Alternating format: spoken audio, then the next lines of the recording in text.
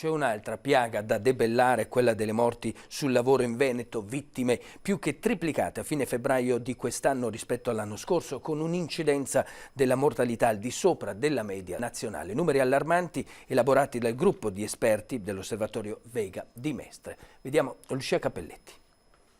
Una tragedia senza fine, con numeri più che triplicati rispetto allo stesso periodo dell'anno scorso. Nei primi 2 mesi del 2025 in Veneto i morti sul lavoro sono stati 15 contro i 4 del primo bimestre 2024.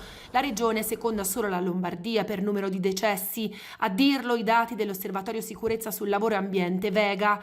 A Venezia la maglia nera per numero di vittime totali, 6, seguita da Padova, Vicenza e Verona e infine da Treviso. Diminuite invece, anche se di poco, le denunce di infortunio, passate da 10.925 del primo bimestre dell'anno scorso a 10.793 di quest'anno. Su questo fronte la provincia di Padova ad avere i numeri più alti, con oltre 2.100 denunce.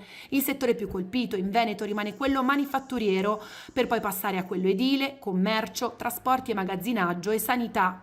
E la situazione non sembra migliorare, mentre per quasi tutto il 2024 la regione era rimasta in zona bianca, con incidenze di mortalità tra le più basse del paese. Da inizio 2025 il Veneto è in zona arancione, con un rischio di infortunio mortale che si attesta a 4,9 morti per milione di occupati, superiore alla media italiana, pari a 4,2, con la provincia di Venezia addirittura in zona rossa, con un indice di 13,6, 3 volte la media nazionale. Per migliorare la situazione infortunistica in Italia bisogna insistere sulla formazione del personale, sulla sicurezza, bisogna insistere sui controlli del personale ispettivo nelle aziende, controlli che sono sempre troppo poco numerosi a causa della mancanza cronica di personale ispettivo, e soprattutto sperare che il governo acceleri l'approvazione dell'accordo Stato-Regioni che va a regolamentare la formazione del personale sulla sicurezza.